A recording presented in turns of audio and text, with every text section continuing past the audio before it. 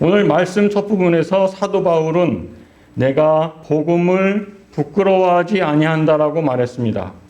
사도 바울이 이렇게 말하는 것은 당시에는 복음이 부끄러움이 대상이 될 수도 있다는 것을 암시를 하고 있습니다.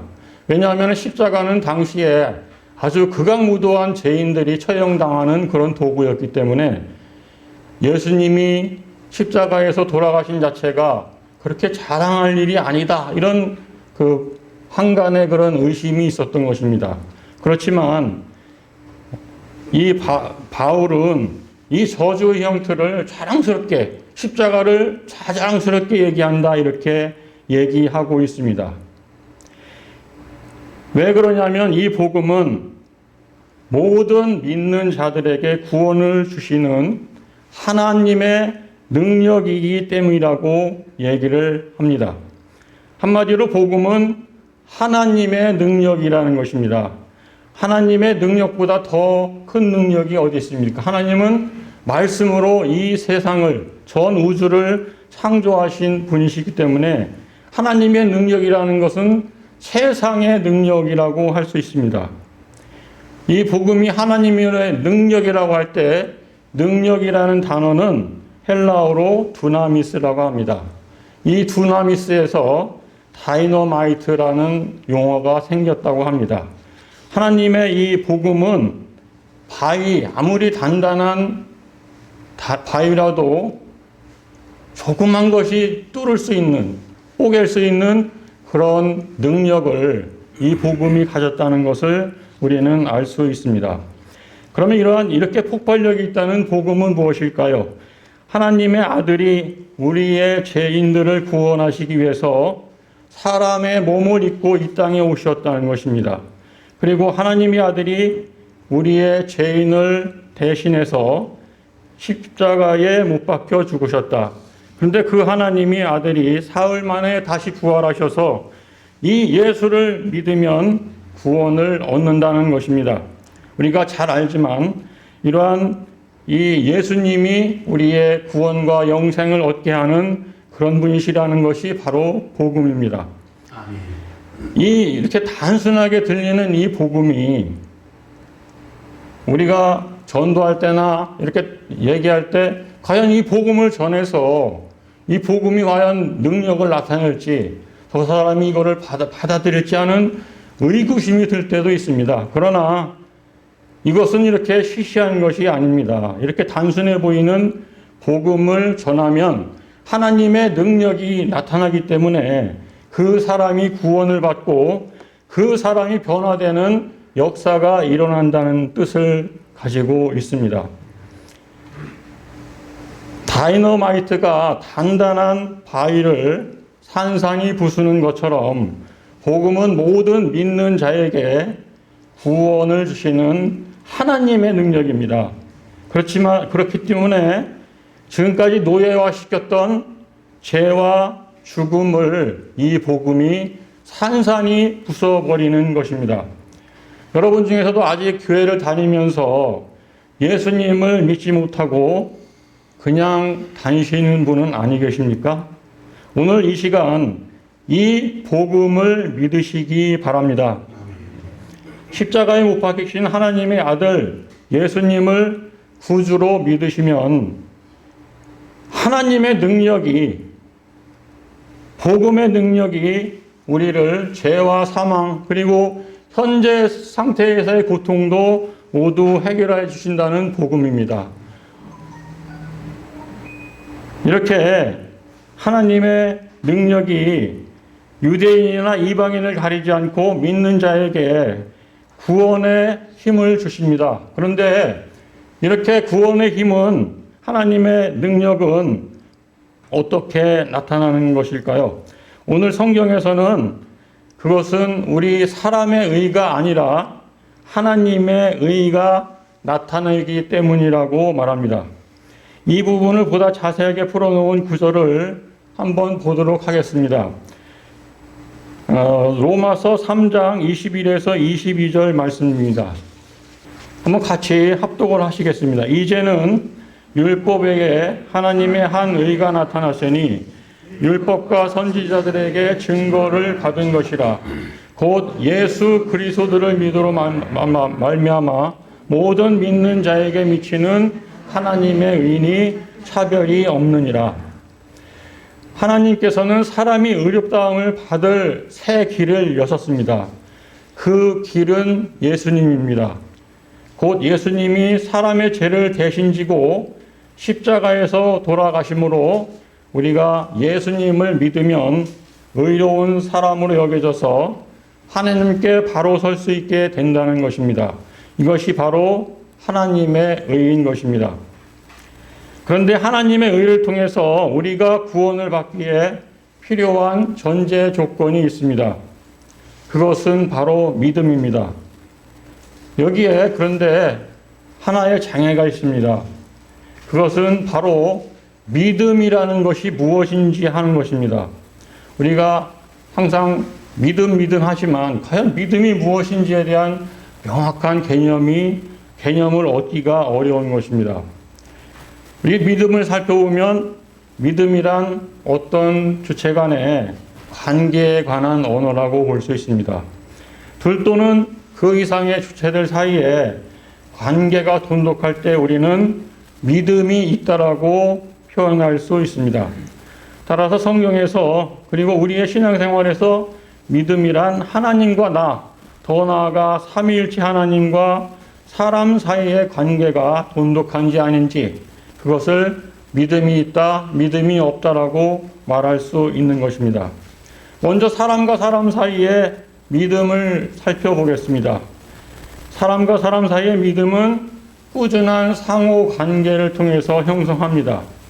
몸이 떨어져 있으면 마음도 멀어진다고 이런 말이 있듯이 아무리 깊이 사랑하고 믿음이 있는 관계라도 서로 자주 만나지 않으면 둘의 사이가 멀어지는 것이 인지상정입니다. 또한 두 사람 사이의 믿음은 두 사람 모두 신실해야 발전할 수 있습니다. 항상 변해서 종잡을 수 없는 것이 사람입니다. 하나님의 관계에서 나의 신실함이 확립되는 것이 믿음의 성장이라고 할 수 있는 것입니다. 사람은 스스로 신실하지 못하면서 오히려 하나님을 부정하거나 하나님의 신실하심을 의심하기도 합니다.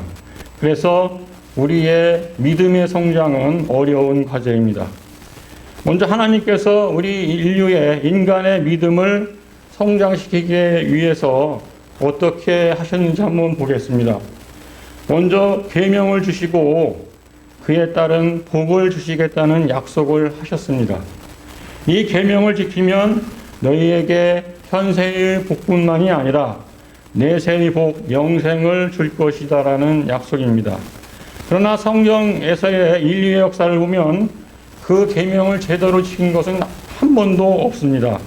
오히려 악행을 일삼으며 하나님이 아닌 피조물을 우상으로 섬기기에 급급했습니다. 그러자 하나님은 많은 선지자들을 보내서 어르기도 달래기도 하였습니다. 내게로 돌아오라. 그렇지 않으면 너희에게 심판을 내리겠다. 라는 메시지를 계속 보냈습니다.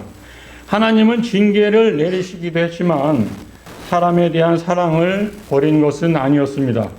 항상 인내하시고 인간의 타락에 눈물을 흘리는 하나님이셨습니다.